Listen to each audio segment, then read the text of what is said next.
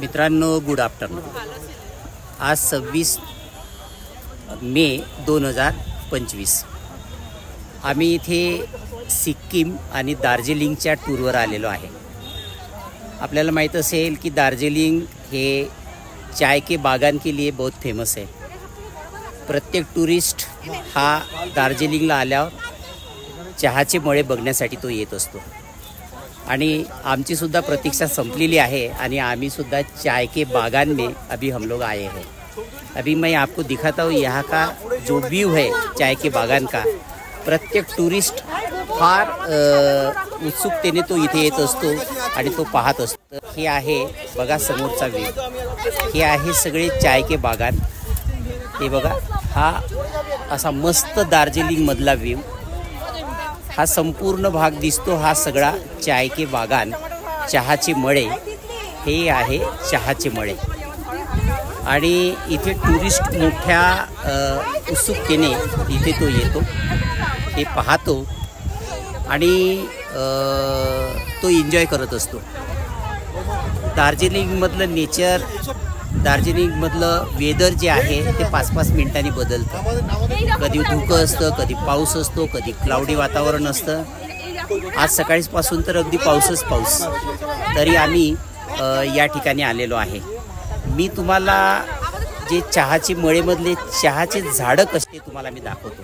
इथे बघा, या बाजूला हे जे दिसतंय ना, हे जे छोटं झाड इथे, हे छोटं झाड म्हणजेच चहाचे पानं दिसत आहेत। आता हे पानं तोडले जातात बघा, हे मॅडम थोडेसे पानं तोडताना तुम्हाला दिसते आहे बघा। हे अशी ही पानं तोडली जातात। म्हटलं झाड तोडलं जात नाही, पण त्याची पानं मात्र तोडली जातात। पानं तोडल्यावर हे बघा, हे असे पानं तोडले जातात। या हे सगळी पानं एकत्र करून याच्यावर प्रोसेस केली जाते। हे वाळवले जातात, सुकवले जातात आणि मग त्याच्यात अजून काही मिक्सर करून त्यापासून चहा पावडर बनवली जाते। तर असे ते चहाचे मळे या ठिकाणी दिसतात आपल्याला बघा। इथे चहाचे मळे, इथे हा सगळा जो गोंधळ दिसतोय, इथे हे सगळे जे लोक दिसतात, टुरिस्ट दिसतात, हे सगळे टुरिस्ट वेगवेगळ्या शहरामधून, वेगवेगळ्या ठिकाणाहून हे आलेले आहेत। इथे येत असतात, मोठ्या उत्साहाने येतात आणि हे चायचे बागान हे आम्ही सुद्धा मोठ्या उत्साहाने या ठिकाणी आलेलो आहे चहाचे मळे बघण्यासाठी। आणि खरंच मित्रांनो, अतिशय सुंदर व्ह्यू आहे, खूपच सुंदर आहे। तर इथे मात्र कधीतरी एखाद्या वेळेस या दार्जिलिंगमध्ये आलं पाहिजे आणि चहाचे मळे याचा आनंद घेतला पाहिजे। तर खरंच ही अतिशय उपयुक्त अशी माहिती आहे। हे पकड असेल बोल काहीतरी।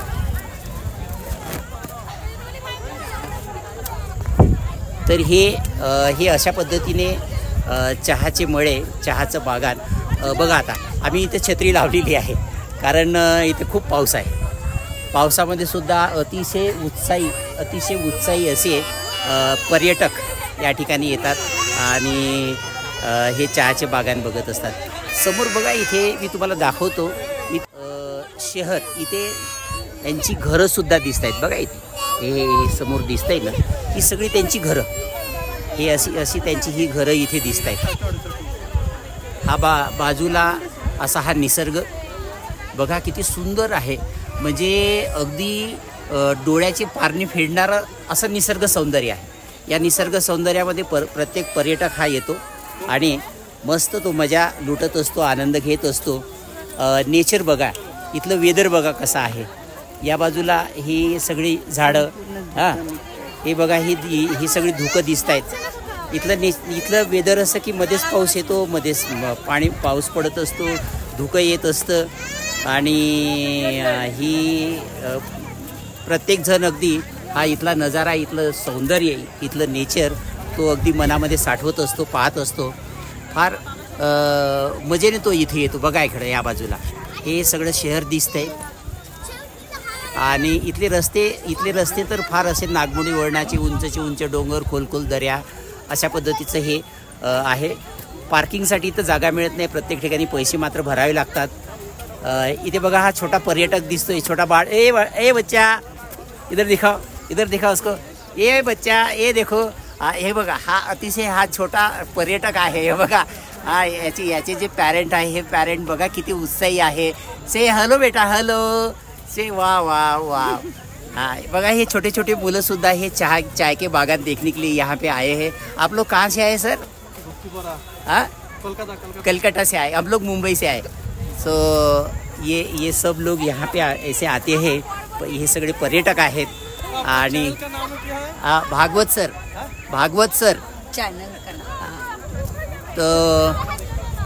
तर अशा पद्धतीने मी तर सगळ्यांना आवाहन करेल मित्रांनो की जर का आपल्या लाईफमध्ये जमत असेल तर एकदा तरी मात्र हे दार्जिलिंगला चहाचे मळे बघण्यासाठी निश्चितच आलं पाहिजे.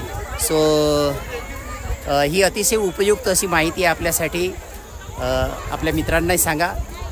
Thank you. See you in next video.